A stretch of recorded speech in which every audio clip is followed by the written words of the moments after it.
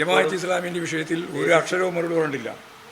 കോൺഗ്രസും മറുപടി പറഞ്ഞിട്ടില്ല, കോൺഗ്രസ് നേതൃത്വവും പറഞ്ഞിട്ടില്ല. ഞാൻ 2-3 പ്രാവശ്യമായിട്ട് ആവർത്തിച്ചുകൊണ്ടിരിക്കുകയാണ്.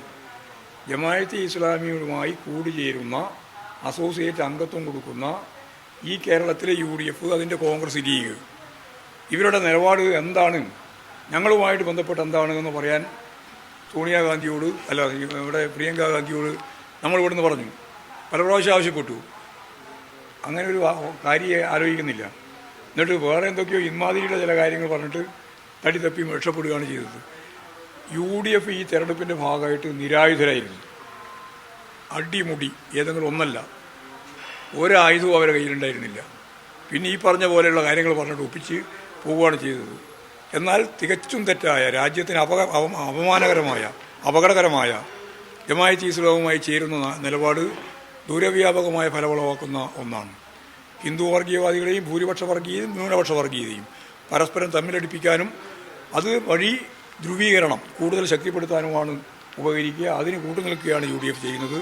UDF തന്നെ ഒരു വർഗീയ കൂട്ടുകെട്ടായിട്ട് മാറിയിരിക്കുന്നു. ഇതാണ് സ്ഥിതി. 2 ദിവസം കൂടിയേ ഉള്ളൂ. അപ്പോൾ ഈ മികച്ച ഭൂരിപക്ഷം എന്നല്ലാതെ കണക്ക് പറയാനായിട്ടുണ്ടോ? ഒന്നും ആയിട്ടില്ല. അങ്ങനെ വോട്ട് ചെയ്യാണ്ട് പോകുകയാ പറയും, പാർട്ടിയുടെ ഒരു കണക്ക് വോട്ട് ചെയ്തിരാൻ പറയും. പക്ഷേ ഈ അൻവറിന്റെ റോഡ് ഷോയിൽ നടക്കുന്നതിൽ വലിയ ആൾക്കൂട്ടങ്ങളാണ്. ഈ അൻവറിനെ പറ്റി പ്രതികരിക്കുന്നേയില്ല. അൻവർ ഞങ്ങൾക്ക് ഇതിൻ്റെ അതൊരു പ്രശ്നമുള്ളതല്ല. ഈ ഇലക്ഷനിൽ അൻവർ ഞങ്ങളെ സംബന്ധിച്ചിടത്തോളം ഒരു പ്രശ്നമേ അല്ല. അതല്ലെങ്കിലും ഒരു തെരഞ്ഞെടുപ്പിന്റെ കണക്കെടുപ്പ് വരുമ്പോൾ ഒരു മൂന്നാമതൊരു സ്ഥാനാർത്ഥി പിടിക്കുന്ന വോട്ടുകൾ ജയപരാജയത്തെ നിർണ്ണയിക്കുമല്ലോ. ഞങ്ങളെ ജയപരാജയത്തെ നിർണ്ണയിക്കുന്ന ഒന്നുമല്ല അൻവർ. ഈ BJPയുടെ കാര്യത്തിലോ? BJP ഇപ്പോൾ സജീവമായി പ്രചരണ രംഗത്തുണ്ട്. BJPക്ക് പണ്ട് കിട്ടിയ വോട്ടിന് ഇപ്രാവശ്യം BJP കിട്ടൂല. മുമ്പ് കിട്ടിയ BJPക്ക് BDS-നും കിട്ടിയ പാരമ്പര്യമുണ്ടല്ലോ, അത് ഇപ്രാവശ്യം കിട്ടൂല.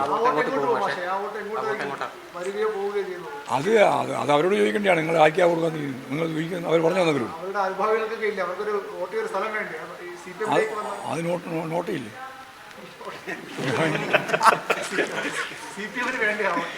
ഞങ്ങൾ ഒരു വർഗീയവാദിയുടെയും വോട്ട് ഞങ്ങൾക്ക് വേണ്ട.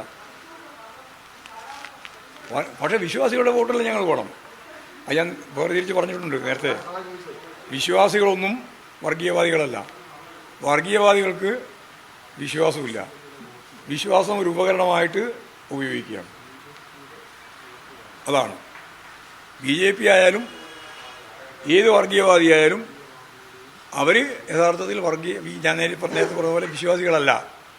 അവർക്ക് വിശ്വാസമില്ല. വിശ്വാസം ഒരു ഉപകരണമായിട്ട് ഉപയോഗിക്കുക മാത്രമാണ് ചെയ്യുന്നത്.